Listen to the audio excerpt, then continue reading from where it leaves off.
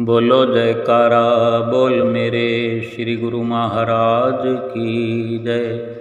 सभी गुरुमुख प्रेमियों से सप्रेम जय सच्चिदानंद। आज के दिन की शुभ पर्व की, गुरु पूर्णिमा की, व्यास पूजा की सभी गुरुमुख भाई बहनों को लाखों लाख बधाई हो, ढेर सारी शुभकामनाएं। आज एक बहुत ही अहम दिन है, बहुत सौभाग्यशाली दिन है, बहुत लाभकारी दिन है।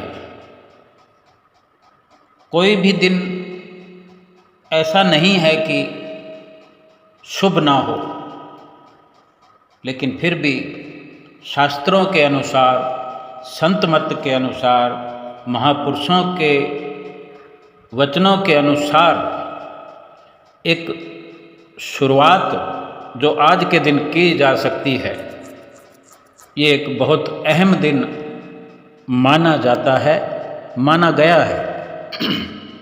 और विश्व भर में आज ये पर्व के रूप में मनाया जा रहा है।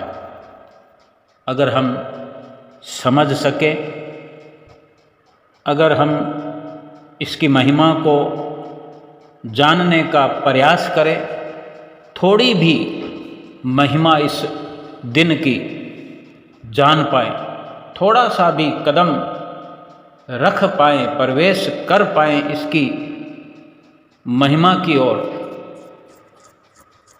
तो वास्तव में आज ये दिन हमारे लिए भाग्यशाली होने वाला है।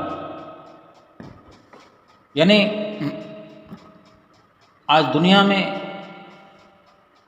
हर कोई किसी शुभ अवसर की तलाश में होता ही है कि कोई कार्य करना है, घर बनाना है, मकान बनाना है, और कोई रिश्ता करना है, फिर ये सब मुहूर्त करने के लिए, शुरुआत करने के लिए, शुभारंभ करने के लिए शुभ घड़ी दिन वार तलाशते रहते हैं।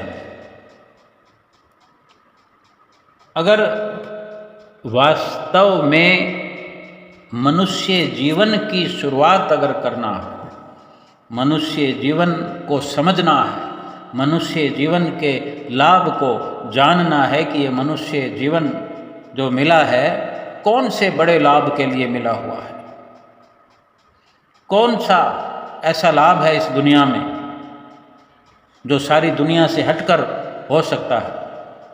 वो लाभ है भक्ति और परमार्थ का, नाम और सुमरन का। और ये कहाँ से शुरुआत की जा सकती है?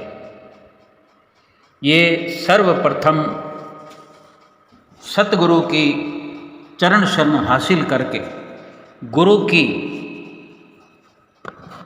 शरण में पहुंच करके मनुष्य जीवन के लाभ को जाना जा सकता है। सारी दुनिया का लाभ एक तरफ है, गुरु तो हम जीवन में बहुत बनाते हैं। पहल माता पिता के घर जन्म होता है तो हमारे माता पिता गुरु होते हैं। सबसे बड़ा गुरु माता को माना जाता है। पिता भी कोई कम नहीं, हर किसी का अपना अपना दायित्व होता है, कर्तव्य होता है। किसी का भी कर्तव्य कोई दूसरा नहीं निभा सकता। माता का कर्तव्य माता ही निभाएगी, पिता का पिता ही निभाएगा। फिर स्कूल में पहुंचते हैं तो स्कूल में जो गुरु शिक्षा सिखाते हैं, हमें शिक्षाप्रद बनाते हैं। इस जीवन में शिक्षित करके, हम शिक्षित हो करके साक्षर बनते हैं। बोलने चालने का सही तरीका, हर प्रकार से वाणी का बेहतर प्रयोग करना, यानी ये सब गुरु के सानिध्य में हम सीख पाते हैं। फिर एक हुनरमंद बनने के लिए चाहे हम जॉब करें, चाहे बिजनेस करें, सब के लिए कहीं ना कहीं गुरु की ज़रूरत पड़ती है। कोई काम सीखना हो, लकड़ी का काम सीखना हो, सिलाई का काम सीखना हो, मकान बनाने वाला कारीगर बनना हो, इस प्रकार के ढेर सारे कार्य हैं जिसमें कुशलता प्राप्त करने के लिए गुरु के पास, गुरु के सानिध्य में वो काम सीखा जाता है और फिर कलाकार बन जाते हैं। इन सब से सर्वोपरि है आध्यात्मिकता, यानी भगवान की राह पर चलने का हुनर। तो इसके लिए भी गुरु की जरूरत है। इसके लिए वक़्त के महापुरुष संत सतगुरु जो संसार में अवतरित हुआ करते हैं, केवल और केवल इसी कार्य के लिए ही कि हमें आध्यात्मिक राह में, भक्ति की राह में अग्रसर होने में लाभ मिल सके और हम उनके सानिध्य में रहकर, उनकी चरण शरण को अपनाकर, उनकी आज्ञा में चलकर, उनकी आज्ञा व मौज में अपने जीवन को ढालकर एक भक्ति में, भगवान की भजन भक्ति में पारंगत हो सके। ये कार्य जो है वास्तव में इस मनुष्य जीवन की सफलता तो भक्ति से ही है। बेशक संसार की जो सफलताओं का हम जिक्र करते हैं, कर रहे हैं, जहाँ जहाँ भी हमें सीखने की ज़रूरत होती है, वो सब कुछ सीखना सिखाना एक शरीर के लिए नितांत आवश्यक है। लेकिन वो सब करने पर अगर आत्मा के लिए भगवान की भजन भक्ति करने का गुण नहीं सीखा, हमारे भीतर वो गुण विद्यमान नहीं है, तो शरीर का क्या है? शरीर के लिए सारे साधन जुटाए, इतनी कुर्बानियाँ करी, कई कई गुरु बनाए, क्योंकि हर पड़ाव पर, हर कदम पर, हर स्टेप पर एक नए से नया काम हमें चाहिए, नए से नई सफलता चाहिए। तो हर प्रकार के अलग अलग सिखाने वाले जिनको गुरु कहते हैं, लेकिन आध्यात्मिकता में कदम रखने के लिए केवल एक ही गुरु, जो कि वक़्त के परिपूर्ण संत सतगुरु की ज़रूरत हुआ करती है, जो हमारी आत्मा के लिए पुरुषार्थ करना हमें सिखा सके। ये संतों महापुरुषों की जो शिक्षा होती है, जो संत महापुरुष हमें सिखाया करते हैं, हम नित्य प्रति देखते हैं। हमें तो परमहंसों की छत्र छाया मिली है, श्री आनंदपुर दरबार मिला है, जो दुनिया में लासानी है। हम अपने सतगुरु के शिष्य हैं, फिर भी हमें आज फिर से एक नया संकल्प दोहराने की ज़रूरत है। हर किसी को ज़रूरत है, हर बड़े छोटे को, क्योंकि आज सतगुरु की प्रेरणा फिर से नवीनीकरण करते हुए हमारे हृदय के अंदर हमें प्रेरित करती है कि फिर से आज हम अपने आप का, अपने स्वयं का आंकलन करें कि क्या हम सतगुरु के अगर सेवक कहलाते हैं, गुरुमुख कहलाते हैं, तो क्या एक गुरुमुख का रहन सहन है हमारा? गुरुमुखों का जीवन बनाया हुआ है हमने? इसलिए आज एक नए संकल्प की ज़रूरत है और फिर से एक नई शुरुआत आज हमें करनी है। हमें शिक्षा नित्य प्रति मिलती है। हम कितना चल पाते हैं शिक्षा पर, कितना अमल कर पाते हैं, क्या हम जानते नहीं? जितनी गहराई से हमें श्री गुरु महाराज जी के वचन सुनने का अवसर मिलता है, क्या उतनी गहराई से हम कर पाते हैं या उतना लाभ हम प्राप्त कर पाते हैं जो हमें लाभ बताया जाता है कि सुमरन करने में इतना लाभ है, आरती पूजा करने में, नियम निभाने में, श्री गुरु महाराज जी की आज्ञा मानने में। और सही प्रकार से देखें तो हम बहुत कमियों में चल रहे हैं, बहुत पीछे चल रहे हैं। इसलिए आज फिर ज़रूरत है हमें श्री गुरु महाराज जी श्री आनंदपुर धाम में आज विराजमान होकर सुंदर सुंदर दर्शनों से सबको निहाल कर रहे हैं। बहुत आसान है संतों महापुरुषों की जो शिक्षा है, हम अपने भीतर उनके वचन, उनकी जो शिक्षा है बड़ी आसानी से अपने भीतर भर सकते हैं। लेकिन हम उसको अगर मुश्किल बना देंगे, उस आसान शिक्षा को मुश्किल बना करके हम कैसे लाभ प्राप्त कर सकते हैं? जब सत्संग हो रहा होता है, सतगुरु के वचन सुनाए जा रहे होते हैं, तब अगर हमारा ध्यान वहाँ ना हो करके इधर उधर हो, कहीं और हम लगे हुए हों, तो क्या ये हमारे लिए उचित है? कितना कितना समय हम सत्संग के बिना व्यतीत करते हैं, फिर भी हमारी पूर्ति नहीं होती। और जब विशेषकर सत्संग में शिक्षाप्रद जो वचन हमारे लिए हुआ करते हैं, उस वक़्त भी हम लापरवाही करते हैं और अनदेखा अनसुना कर लेते हैं, फिर लाभ कैसे होगा? इसलिए ज़रूरत है आज कुछ बड़ा करने की, बड़ा सोचने की, कुछ लाभ के लिए गहराई से विचार करने की, कि आज ये जो दिन भगवान की ओर से निश्चित किया गया है, आद जुगाद से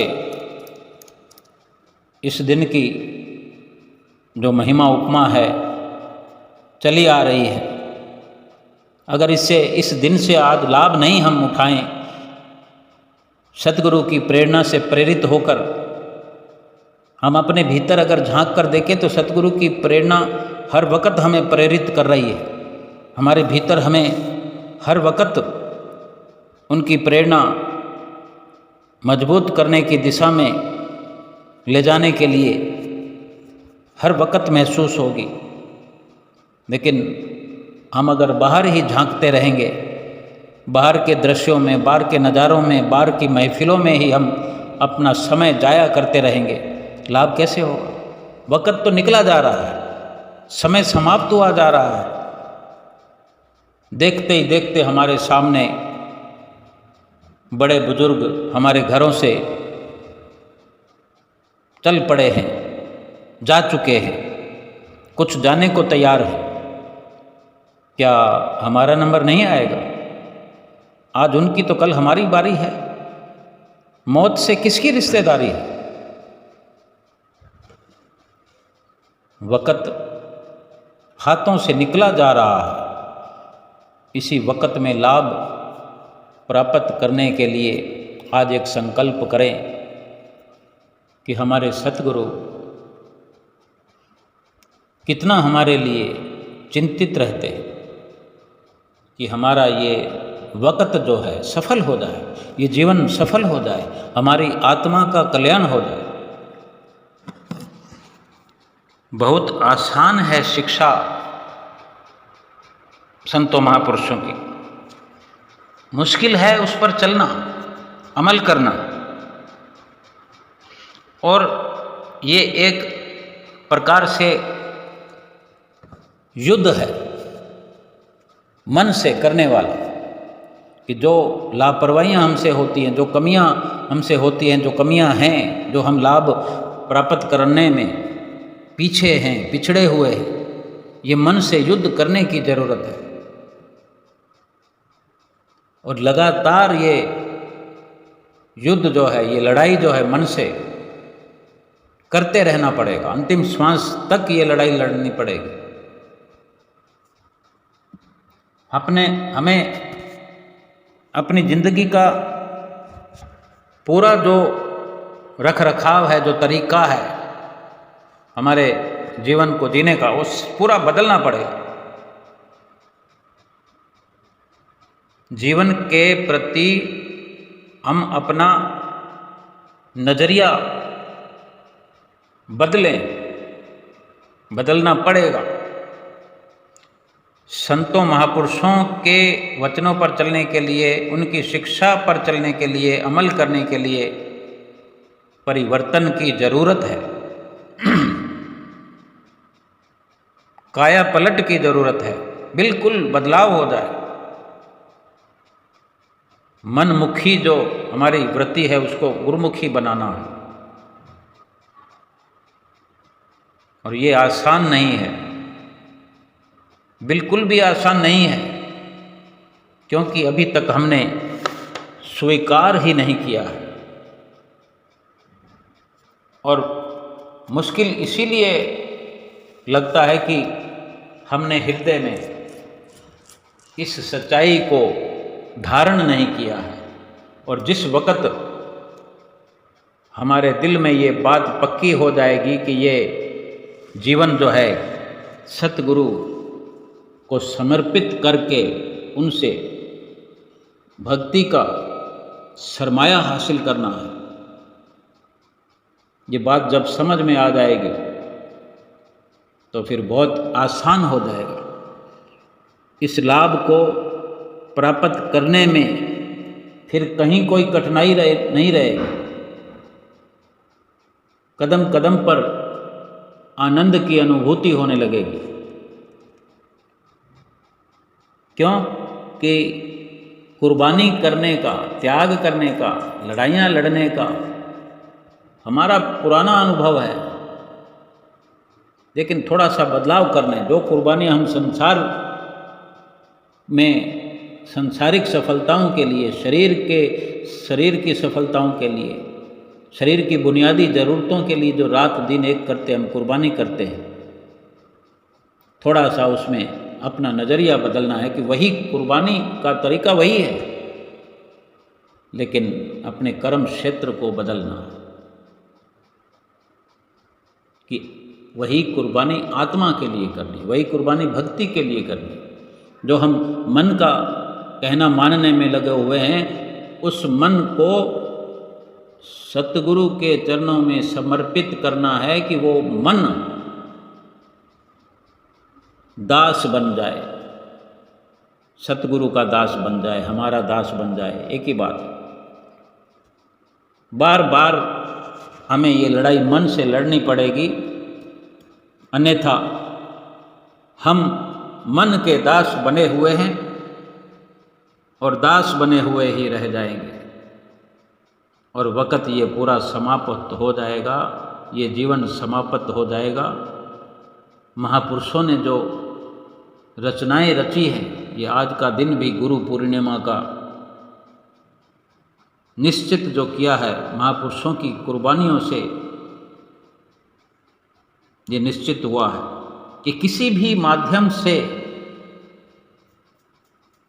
हमें समझ आ जाए, हम संकल्प करते हुए एक नया रास्ता अख्तियार करें जो सीधे भगवान की ओर जाता है। आत्मा को भला जो हम रात और दिन संसार में कुर्बानियाँ कर रहे हैं, आत्मा को क्या लाभ है उससे? जो ढेर सारा सामान इकट्ठा करना चाहते हैं उसमें आत्मा खुश हो रही है, ढेर सारा धन इकट्ठा करना चाहते हैं तो आत्मा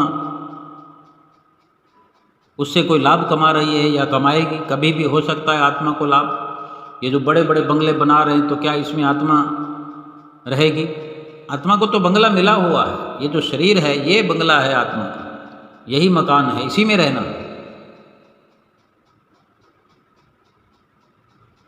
और यही सुरक्षित है।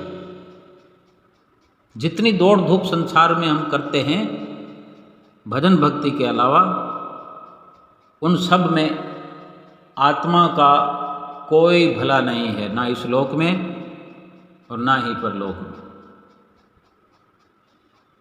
इसीलिए संत महापुरुष हमें बार बार समझाते हैं। हमें बड़ी आदत है कुर्बानी करने की, संसार के लिए और शरीर के लिए। संसार यानी घर परिवार के लिए, ये बड़ी बड़ी उपलब्धियां संसार की हासिल करने के लिए हम लगे रहते हैं। सुबह उठने का पता नहीं है, हम बिना अलार्म के सुबह उठ जाते हैं। कहीं अलग से जाना हो तो सुबह 4 बजे उठ जाते हैं, 5 बजे उठ जाते हैं, 2 बजे भी उठ जाते हैं। अपनी जिम्मेदारी समझकर हम संसार के कार्य करते हैं। और सत्संग में जाना हो, पता लगे कि फिर बहाने बना देते हम, रात को देर से सोए थे, हम नहीं आ पाए या हम नहीं आ पाएंगे, आज हम सत्संग में नहीं पहुंच पाएंगे। पहले से ही रटा रटाया जवाब तैयार होता है। अगर पहुंचेंगे गाहे बगाहे तो आधा सत्संग निकलने के बाद में 2-3 घंटे का प्रोग्राम है तो लास्ट वाला 1 घंटा पहुंचेंगे, आधा घंटा पहुंचेंगे। फिर लाभ कैसे होगा? संसार के लिए हर वक्त, शरीर के लिए हर वक्त तैयार रहते हैं और आत्मा के लिए सोच विचार करते हैं।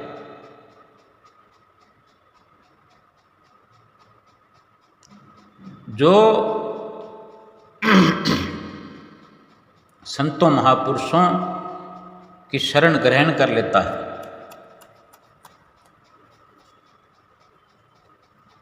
मतलब जिसने स्वीकार कर लिया कि हमने अपना जीवन सतगुरु के हवाले कर देना, यानी उनके कहे अनुसार चलना, तो वो क्या संसार की तरक्की के लिए मना थोड़ी करते हैं, अच्छे कपड़े पहनने के लिए मना थोड़ी कहते हैं, अच्छा खाना खाने के लिए थोड़ी मना करते हैं। अगर कुछ विशेष समझाइश करते हैं कि इस प्रकार का खाना पीना मत रखो, तो वो हमारे भले के लिए, कि हमारा शरीर स्वस्थ रहता है। और शरीर स्वस्थ रहता है तो भजन सुमरन में आसानी रहती है, सत्संग में बैठने में आसानी रहती है, चित्तवृत्तियाँ हमारी शांत रहती है, उनकी हर कार्रवाई हमारी भलाई के लिए होती है और हमें झुक कर रहना सिखाते हैं, शांत रहना सिखाते हैं, महकना सिखाते हैं। उनसे, उनके चरणों से जो भक्ति की किरणें हमारे हृदय में प्रवेश होती है, उनके आशीर्वाद से, उनके दर्शन दीदार से जो भक्ति का सरमाया हमारे हृदय में भरपूर होता है, उसकी एक महक बरकरार हो जाती है।